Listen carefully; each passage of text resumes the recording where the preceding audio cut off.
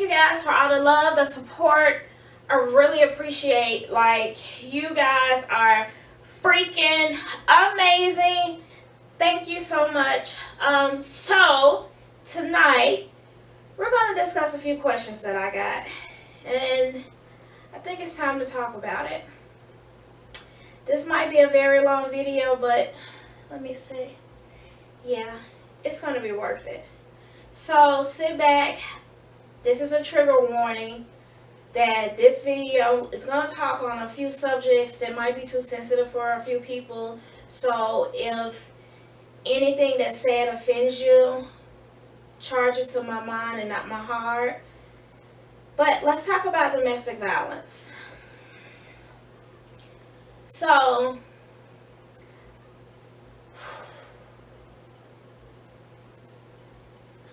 I was in a very abusive relationship for a while, about 5-6 years. The guy who signed my kids' birth certificate was abusive. And to tell you the truth, I have no idea. Well, I do know why I stayed, but the real reason, I don't know. And I'm not telling you like my heart is racing because I usually don't speak about it. But I went through a lot. And I kept a smile on my face because I wanted my kids to have a 2-parent household because I was already a single mom, a young mom, and so many people were putting me down. So I figured if I put up with some stuff, everybody, I was putting on the show exactly what I was doing. I was putting on the show for so long that it damaged me more than it damaged my kids because I never let them know what was going on. I never allowed them to see the abuse, and I wouldn't cry if he hit me or, things like that. I remember one time he hit me in front of his mom, and she said, well, you got to learn to watch what you say. That let me know that he knew it was okay to hit women. And I vowed right then my son would never do that. And we had a lot of altercations. We had a lot of fights. The police were called a lot. It was bad. My waking point was me and him had a real bad fight.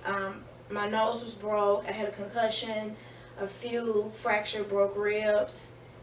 And I miscarried. And the nurse came in the room and she said, would you want that same person to did this to you to raise your kids? And I was like, huh? She said, if you die because of this, who's going to take care of your kids? She said, do you really want your son to feel that it's okay to beat women? Or you want your daughter to know it's okay to be beat on? I never told this lady that I had kids. I never told her that I had a son or a daughter. She just knew that my boyfriend beat me up and I was in the hospital. That was God's way of telling me it was time to move forward. And I did just that. I took $150 from a child support check and moved to Atlanta. I did. I stayed with a family friend, which I call her my auntie. I stayed with her for as long as I could, and she got me in the game. I mean, she was everything. She never judged. She was like, let's do it. Yeah, me and her argued and we did all of that stuff, but at the end of the day, I love my auntie Michelle. I love her, love her, love her. She was like, you don't go back. You leave, you don't go back. And I said, okay. And I didn't go back. I moved. I've been in Atlanta 15 years now. I have, 15 years now. I wanted my life. I did a lot of dumb stuff in the middle of it. Trying to make sure that my kids would see him and my kids would get a chance, to be around him. So I put myself out there a lot. I cried, and every time he would say, come back home. No, because I got just a little more strength. So I'm not going to lie and make y'all feel like, you know, I was so strong and I was over it as soon as it started. No, it took me some time. I think what got me was I had called and said, hey, I only got so-and-so amount for this child support, but I need to pay my light bill. Well, you need to do what you got to do. Bet. Okay. Me and my kids have been homeless together. I didn't ask anybody for anything. And it was my pride, because I didn't want anybody to tell me to come back to Memphis. I was going to make it. And every time God would send something or somebody to help me along the way so I wouldn't give up. Right when I was at the edge of giving up, every time. When I fully gave my life over to Christ, that's when things changed for me. You believe what you want to believe. I've been with my church for 14 years. And joined my church on New Year's night. I didn't even go to the turn up that I was supposed to go to after church, because I had got saved that night. I noticed a change of friends, a change in everything. I'm still noticing those changes, because as I get older, my spiritual level keeps going up and up and up. I'm learning to, be around my higher self and not be afraid of what's going to come. I'm learning to be able to sit down by myself in a quiet room so I can hear my thoughts. I'm not afraid to hear my thoughts anymore. I'm not afraid to be by myself anymore.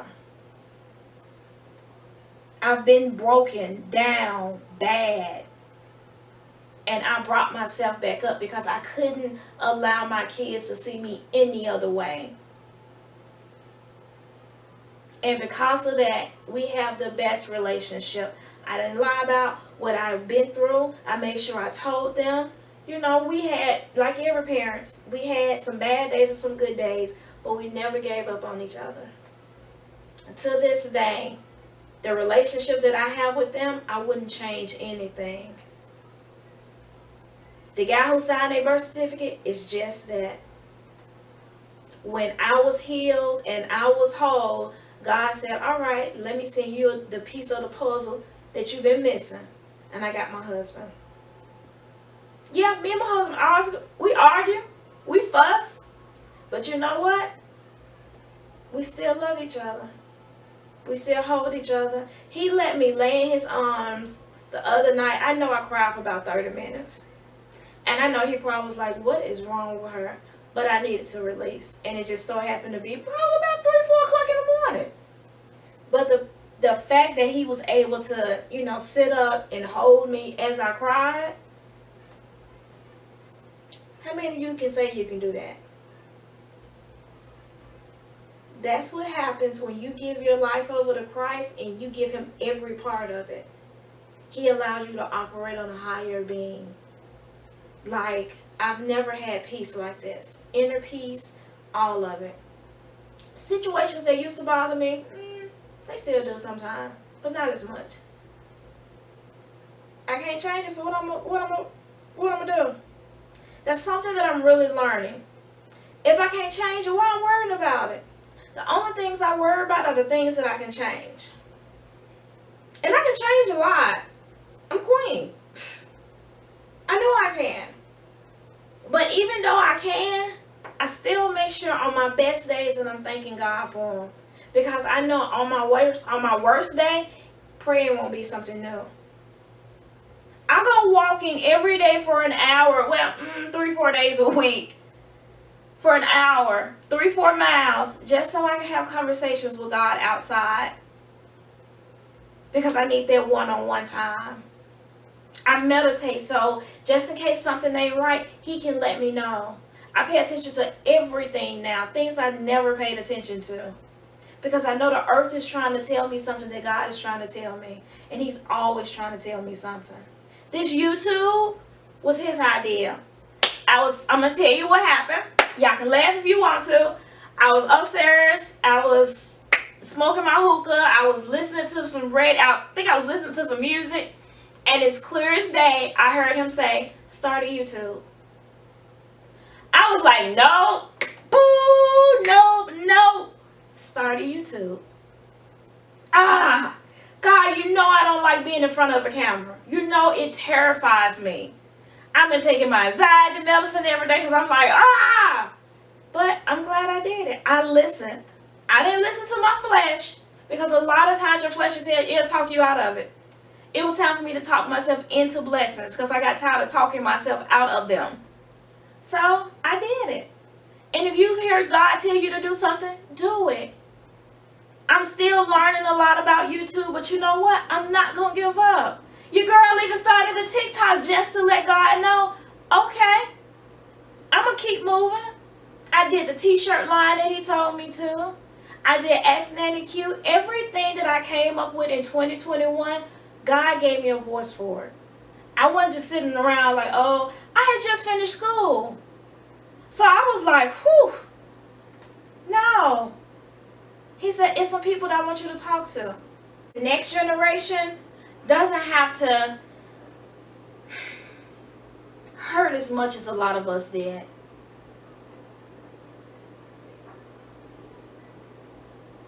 If we can help them not hurting so bad, I think we can make this world a whole lot better. So, I'm doing my part, do yours. Listen to what God is telling you. Pay attention to everything around you. Somebody must be at my door because now my dog is barking. So that's my cue to go. Thank you guys for watching Ask Nanny Q. As always, make sure you follow me on TikTok. Send me questions on TikTok too. A lot of people do. It's Ask Nanny Q. Also, make sure to follow our childcare page. That's Gigs NDCS. And that's our IG. Yeah, that's our IG. And our website, www.asknannyq.com. And my Amazon stuff will be at the bottom. Thank you guys for paying attention to this long video, but we gotta talk. It's time to get some stuff off our chest. Lighten the load. Enjoy life. And I'm here to help you. I'm more than a nanny. I'm Nanny Q. You guys have an amazing night.